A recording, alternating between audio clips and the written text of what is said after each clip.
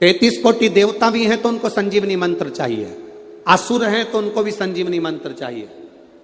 कोई किसी को मरना नहीं चाहता, सबको जीवित रहना है, सबको जिंदा रहना है उस संजीवनी मंत्र के बल पर।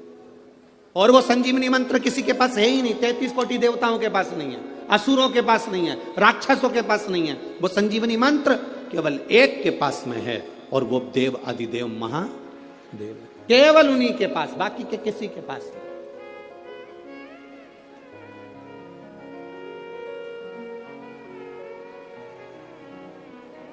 कई बार लोग कहते हैं गुरुजी शिव महापुराण क्या है, पीछे पड़ गए उस संजीवनी मंत्र को पाने के लिए। महाराज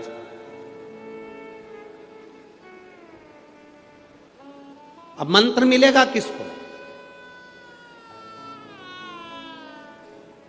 इंद्र भी तप कर रहे हैं, इंद्र भी साधना कर रहे हैं, और दैत्यों के गुरु शुक्राचार्य बाबा भी साधना कर रहे हैं। दोनों तप करने में लगे। एक राजा तप करने बैठता है तो उसको पूरा ठाठ चाहिए होता है। कल कथा में कहा था पशुपति नाथ का व्रत भी करना तो अपने पूजन की थाली खुद लगाना। कितनी सुंदर बात कही है शिव महापुराण के अंदर, जरा ध्यान दीजिएगा। लड़की कुंवारी है तब तक अपने पिता की धन, पिता की दौलत से पशुपतिनाथ का व्रत उस पिता के पैसे से मंगाई हुई वस्तु से कर सकती है। बेटी की शादी हो जाए, विवाह हो गया, अगर वो खुद कमा रही है तो अपने पैसे से करे, और नहीं अगर शादी हो गई तो जो उसका पति कमाता है या उसके ससुराल वाले जो धन दें उससे पशुपति व्रत करे। मायके के धन से शादी होने के बाद पशुपतिनाथ का व्रत की मूलता नहीं है। कई लड़कियां, कई बेटियां कहती हैं मेरे ससुराल वाले मानते नहीं है, इसलिए मम्मी मैं आपके यहाँ के पशुपति व्रत कर लूंगी, मम्मी मैं आपके यहाँ कर लूंगी। विवाह होने के बाद गोत्र बदल गया, तू दान में चली गई, तेरा कन्या दान हो गया। दान होने के बाद इस घर का केवल जो हाथ से दिया जाए वो तेरा है। दान होने के राजा अमरीश के चरित्र का स्मरण करिएगा। एक राजा गाय का दान दे देता है, गाय घूमते घूमते खूंटे से छूटकर ब्राह्मण के यहां से वापिस राजा के नगर में आ जाती है। नगर में से राजा की गौशाला में चली जाती है। गौशाला में दूध निकालने वाले ने दूध निकाला, वो दूध निकला हुआ राजा के कक्ष में खीर बन जाती है।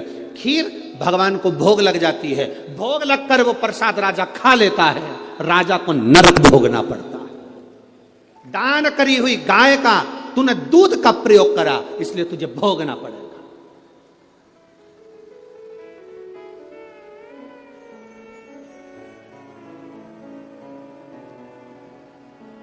भंडारा भंडारा भंडारा हमारी तरफ से 2 पीपा तेल दान में दिए। काय में दिया है? जम के बोलो जरा। दान में दिया है। तूने 2 पीपा तेल दान में दिया है। वो 2 पीपे तेल की सब्जी और पूड़ी मत खा लेना, क्योंकि तूने दान दिया है।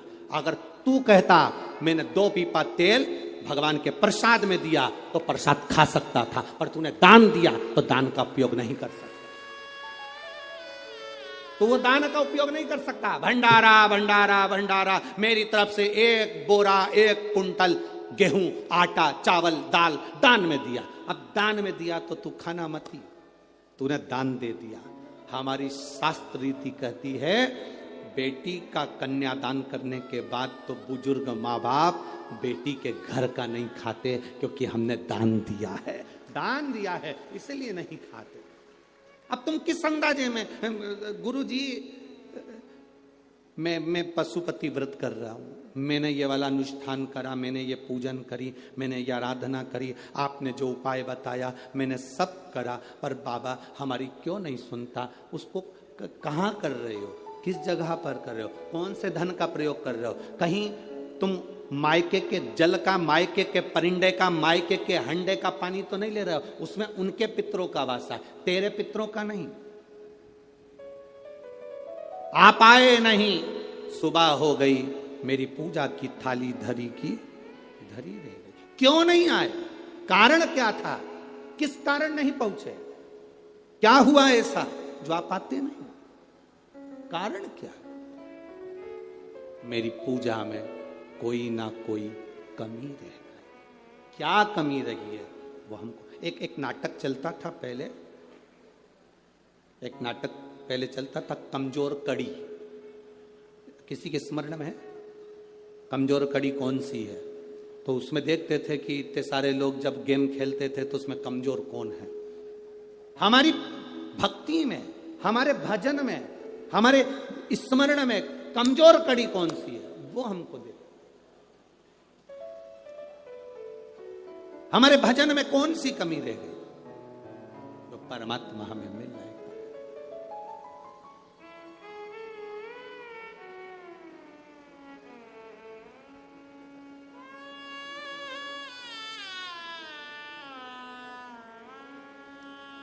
तुम कहो तो मेरे भोले, तेरे मंदिर में डेरा लगा लूं। आप कहो तो इस मंदिर में मैं डेरा लगा लूं, पर महादेव कहते हैं क्यों डेरा, किस लिए? एक राजा भी तप साधना कर रहा है, इंद्र संजीवनी मंत्र को पाने के लिए। एक असुरों के गुरु शुक्राचार्य जी भी तप साधना कर रहे हैं संजीवनी मंत्र पाने के लिए। राजा सोचता है राक्षसों के गुरु हैं, इनको क्या संजीवनी मंत्र मिलेगा।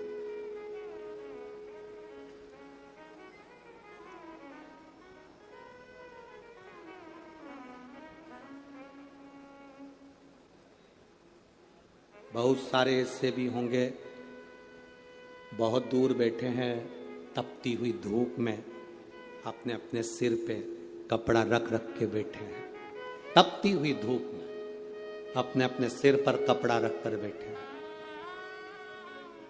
और बहुत सारे ऐसे होंगे, नागपुर में कथा हुई, अपने पास में हुई, तो भी बहुत ट्रैफिक जाम हो जाता है, बहुत ट्रैफिक जाम हो जाता है, बहुत भीड़ हो जाती है। निकलने में 5 बजे कथा छूटती है तो हम रात्रि को 7-8 बजे घर पहुंचते हैं, इतना समय लग जाता है। पर अंदाजा लगाना, ये समय तूने किसी दूसरे को नहीं दिया, ये समय सारा की सारा महादेव को दिया। महादेव, जब व्यक्ति वेंटिलेटर पर पड़ा होता है, आईसीयू में पड़ा होता है, उस समय पर मरने वाले के लिए कोई नहीं कहता भगवान इसको 1 करोड़ रुपए दे दो, भगवान इसको 1 लाख रुपए दे दो। जो भी कहता है भगवान से कामना करता है थोड़ी इसकी उम्र बढ़ा दो भगवान, थोड़ा सा समय और दे दो भगवान, थोड़ा सा समय और दे दो भगवान, थोड़ा सा समय और दे दो। बच्चे छोटे हैं, बच्चों के ब्याह नहीं हुए, काम धंधा पड़ा है, भगवान थोड़ा सा। डॉक्टर कह रहा है अंतिम समय आ गया, घर के लोग भगवान से करे इसका समय बढ़ा दो। मरने वाले को धन के लिए नहीं कहा जाता, उसके समय बढ़ाने को कहा जाता है। तो महादेव भी कह देते सुन यमराज, इसने मेरी कथा में समय दिया था, जितने कदम चलकर मेरी कथा में पहुंची थी, जितने ट्रैफिक में फंसकर समय समय निकलता गया, 4 घंटे 3 घंटे ये फंसी रही मेरे लिए, इसलिए इसको भी तू समय उतना दे दे जो समय इसने मुझे दिया था। बड़ा इसका समय। मर गया, प्राण छूट गए, वेंटिलेटर पर श्वास भी जा रही है, उसके बाद वापिस आकर डॉक्टर कह देता है ना जाने क्या हो गया, इसके फेफड़ों ने काम करना चालू कर दिया, इसकी किडनी लीवर ने काम करना चालू कर दिया, इसको संतान हो सकती है। ये फल है। कहां काम आता है तुम्हारा दिया गया समय? कहां काम आएगा ये तुम्हें मालूम पड़ेगा। इस व्यासपीठ ने देखा है, नागपुर वालों ने देखा कि नहीं देखा हमको नहीं मालूम, पर इस व्यासपीठ ने देखा है। इस कथा में जिन डॉक्टरों की ड्यूटी लगती है, जिन पुलिस वालों की ड्यूटी लगती है, जिन की ड्यूटी इस कथा के पंडाल में लगती है, चाहे वो स्वीपर हो, नगर निगम वाले हों, नगर पालिका वाले हों, पुलिस प्रशासन वाले हों, डॉक्टर हों, जो भी इस कथा में ड्यूटी देता है, वो अपनी जिंदगी में समझ लेना कि तुमने आज तक जो ड्यूटी दी वो किसी नेता के नहीं दी है, मेरे बाबा के यहाँ जो ड्यूटी दी उसका फल क्या मिलेगा ये आप जानते हैं। जिस जिस जगह पर कथा कर कर आते हैं और जिन जिन पुलिस वालों की वहां वहां ड्यूटी लगी होती है, उनसे एक बार फोन लगाकर जरूर पूछना कि तूने 5 दिन ड्यूटी दी थी, कभी रात को कभी दिन में दी थी, तुझे शिव महापुराण में ड्यूटी देने का फल क्या मिला है। छत्तीसगढ़ में, पुणे में, मालेगांव में, औरंगाबाद में वहां की पुलिस अलग से ऑफिसरों से कहकर कथा के पंडाल में ड्यूटी लगवाती है कि हमारी ड्यूटी लगा देना जहां शिव पुराण की कथा हो। कुछ तो मिला है, क्या प्राप्त होता है ऐसा, क्या मिल जाता है ऐसा, क्या देते हैं बाबा ऐसा, वो जानता। कोई अपने घर से नहीं छूट पाया, कोई अपने दरवाजे से नहीं छूट पाया, कोई आसन बिछाकर 5 दिन तक पड़ा रहा कथा को सुनने के लिए, कोई 2 बजे कथा चालू होना थी तो डेंटिंग पेंटिंग करके आराम से 2 सवा 2 बजे आ रहे और आकर दबाव बना रहे, हमें जान दो अंदर, जान दो अंदर, जान दो अंदर। यहां तो घुस सकते हो, पर वहां कैसे घुसोगे?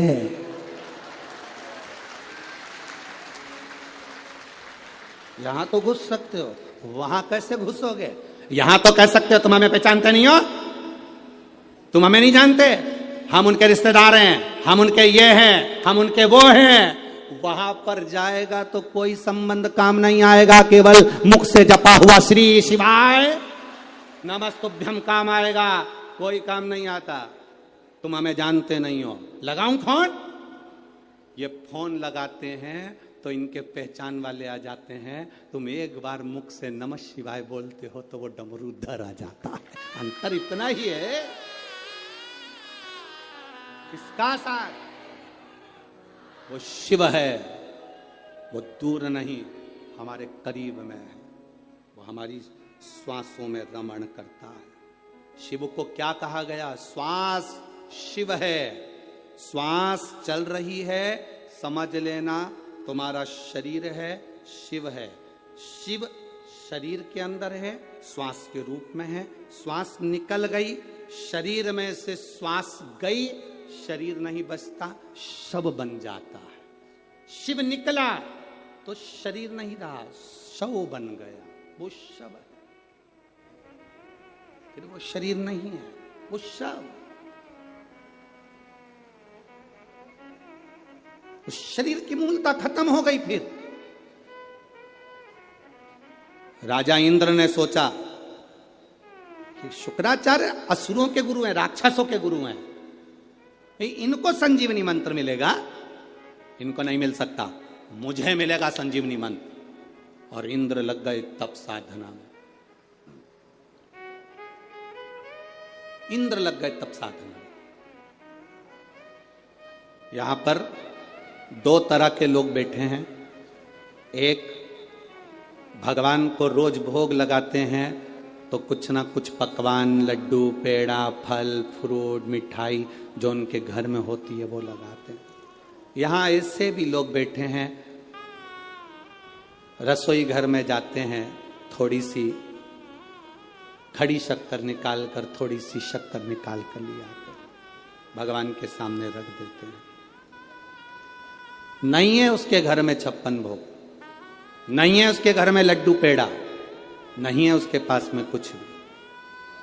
अंदर गई रसोई घर में, चाय की पत्ती के डब्बे में शक्कर का डब्बा रखा था, चीनी का डब्बा, उसमें से थोड़ी सी निकाल के भगवान को भोग लगा दिया। बाबा, संघर्ष की जिंदगी चल रही,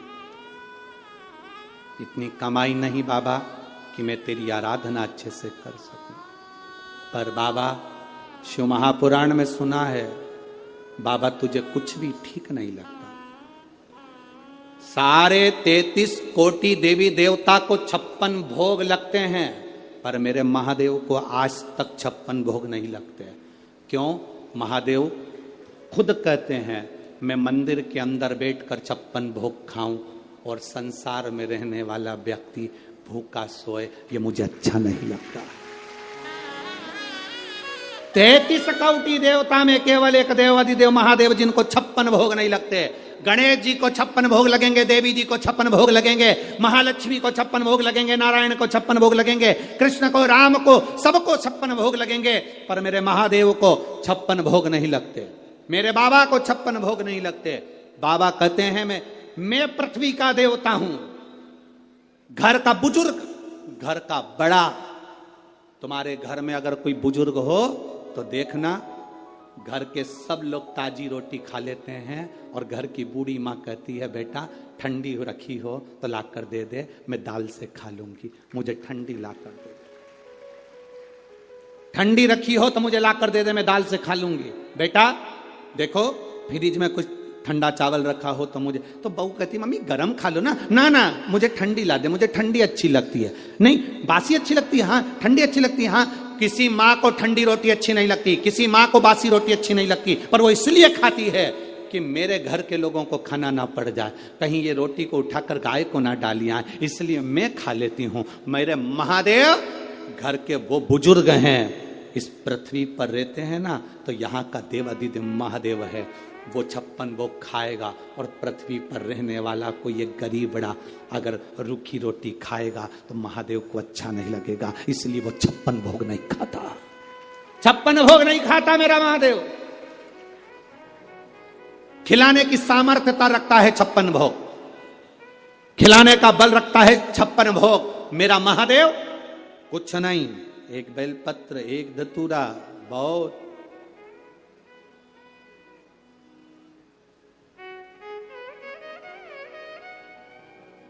एक पति पत्नी का झगड़ा हुआ, पत्नी ने पति से कहा तुम ये गंदा नाली का पानी पीकर आते हो, मदिरा का नशा, शराब का नशा कर कर आते हो, ये अच्छी बात नहीं है। पति ने कहा तू भी तो रोज शंकर जी के मंदिर में जाती है जल चढ़ाने के लिए, तेरा महादेव भी तो भांग का नशा करता है, तेरा महादेव भी तो भांग का नशा करता है। अगर देवता नशा करते हैं तो मुझे करने में क्या दिक्कत है? उंगली उठाने वाले उंगली उठाते हैं। हमने उनसे निवेदन केवल इतना सा है, जो कहते हैं कि शंकर जी भांग पीते हैं इसलिए हम भी नशा करते हैं, तो शंकर जी ने तो विष भी पिया था, एक आध बार खरीद के पी जा, पीना। शंकर जी की होड़ करने चला है तो एक सांप कहीं से निकल जाए इसके गले में डाल दो। शंकर जी की होड़ करने चला है, कपड़े उतार नंगा निकल। शंकर जी की होड़ करने चला है तो जटा बांध ले, सिर पे चंद्रमा धर ले।